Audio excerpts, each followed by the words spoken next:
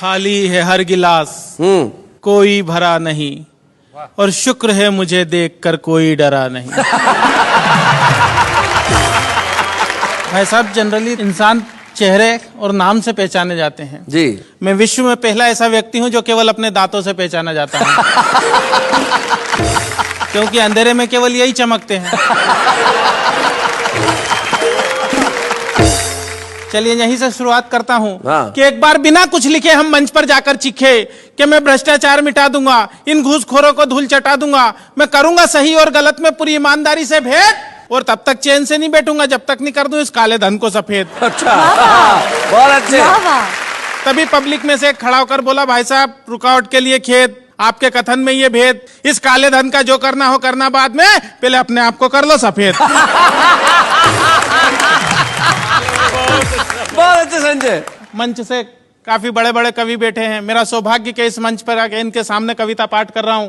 तो कई प्रकार की बातें हुई मंच से, नेताओं के बारे में भी हुई। आपकी नाग पंचमी पर जब दिखाई नहीं दिए नाग और सपेरे, तभी घर पर आए एक पड़ोसी मित्र मेरे। मैंने कहा क्या हाल है? वो बोले कि नाग पंचमी के पावन पर्व पर लगता है नागों का पड़ गया अकाल है, अब आप ही हमारी इस समस्या का समाधान कीजिए, हमारे अच्छे पड़ोसी होने का सच्चा परिचय दीजिए। नाग तो हमें मिले नहीं, इस बार आप ही दूध पी लीजिए। मैंने कहा यही फार्मूला तो मैं सुबह से आजमा रहा था, और जब सफलता नहीं मिली तो हारकर आपके घर आ रहा था। हमारी सारी बात हमारे पड़ोस में रहने वाला हमारा एक नेता मित्र सुन रहा था, जो कई दिनों से चुनाव के सतरंगी सपने बुन रहा था। उसने अपने घर का दरवाजा तत्काल खोला, हम कुछ बोले उससे पहले ही वो बोला कि मुझे बहुत दुख है कि आप दोनों एक दूसरे के पड़ोसी होते हुए भी एक दूसरे के दुख में शामिल नहीं है, और मुझे लगता है कि आप दोनों इस दूध के काबिल नहीं है।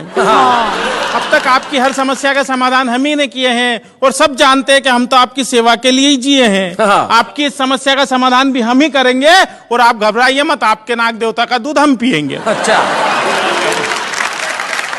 मैं समझ गया नेताजी का दूध के प्रति लगाव। दरअसल आने वाले हैं कुछ दिनों बाद चुनाव। क्या बात है। मैं भी मौका नहीं चुका, और नेताजी इससे आगे कुछ न बोले, इसलिए एक पल भी नहीं रुका, और दूध से भरा हुआ प्याला नेताजी की ओर बढ़ाया। किंतु नेताजी ने जैसे ही दूध पीने के लिए प्याला मुंह से लगाया, दूध अपनी पवित्रता खोने से पीछे हट गया, क्योंकि नेताजी के छूने के पहले ही दूध फट गया। क्या बात है भाई, वाह वाह वाह वाह। नेताजी के छूने के पहले ही दूध फट गया। हमने कहा नेताजी ये तो सब आपकी राजनीतिक शतरंज के चुनावी पासे हैं, और आप दूध के नहीं इस देश की जनता के खून के प्यासे हैं। वाह वाह वाह वाह, बहुत अच्छा, बहुत बढ़िया। मंच से ससुराल के बारे में भी बात की गई। मेरे जन्म ने नई नई समस्याओं को जन्म दिया भाई साहब। तो मेरे जन्म के तुरंत बाद एक चिंता मेरे बापू को सता रही थी, क्योंकि मेरे भविष्य से ज्यादा उन्हें मेरी शादी की फिक्र खा रही थी। मेरे जन्म के तत्काल बाद मेरे पिता भगवान से बोले कि हे भगवान, तूने एक ऐसा खेल खेला और एक बेटा दिया तो वो भी काला था पहले। एक दिन मेरे पिता मुझे हाथ पकड़ कर ले गए स्कूल में भर्ती कराने के लिए। तो स्कूल का प्रिंसिपल हाल में आकर बोला कि एक आइटम आया है स्कूल में बच्चों को डराने के लिए। हमने जैसे तैसे शिक्षा